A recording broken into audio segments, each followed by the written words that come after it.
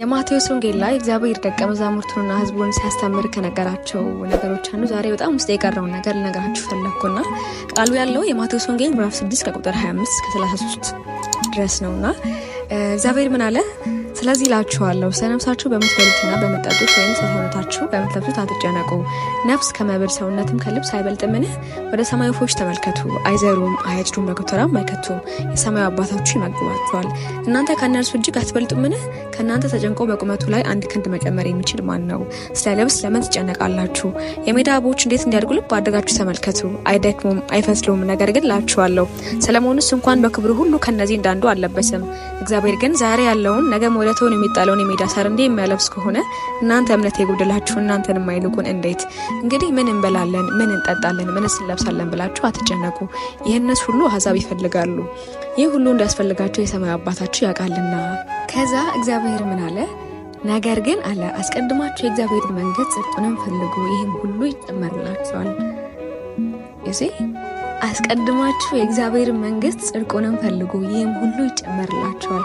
በህይወታችን እግዚአብሔርን ስናስቀድም ጽድቁን ስንፈልግ ሁሉም ይጨመርልናል፣ ሁሉም ይደረግልናል፣ ሁሉም ይሆንልናል። at the end of the day ልፋታችን፣ ድካማችን፣ ሁሉም ነገር እግዚአብሔር ከሌለበት ከንቱ ነው።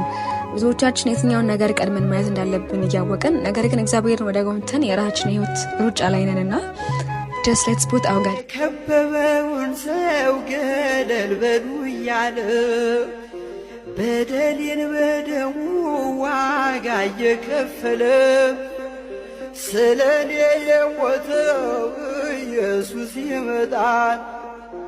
የልቦናዬን ዓይን ገልጦ ያሳየኛል።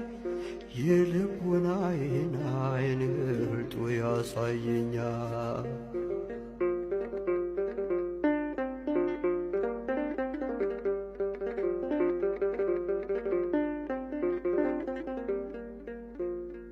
አብዝቼ ጮኻለሁ ጌታ ማረኝ ብዬ በግልጽ የታየኝ ሲምረኝ ጌታዬ በውስጤ በደልስ ሕይወት የዝላለች በአምላክ ቸርነት ሕይወት ካላገኝ። ጾም ማለት ያለ ሰይፍ የሚዋጉበት ረቂቅ የብርሃን ሰይፍ ነው። አስቴር ወገኖቿን የሚጨርሰውን ሃማን ለመጋደል ሰይፍ አልታጠቀችም፣ ጾመች። ስትጾም እሷ ሰይፍ ሳታነሳ የሷን ወገኖች የሚገለው ሃማ ራሱ የሷን አጎት ሊሰቅልበት ባዘጋጀው እንጨት ተሰቅሎ ሞተ። ለሚመለስ ጠላት ልብ የሚሰጥ ልቡ ለደነደነ ጠላት ደግሞ የሚዋጋ ሰይፍ ጾም ነው። ዮዲት የምትባለው 3 ቀን ጾማ ነው የእስራኤልን ጠላት ንጉስ ያሸነፈችው። ጾም ጠላት ያሸንፋል።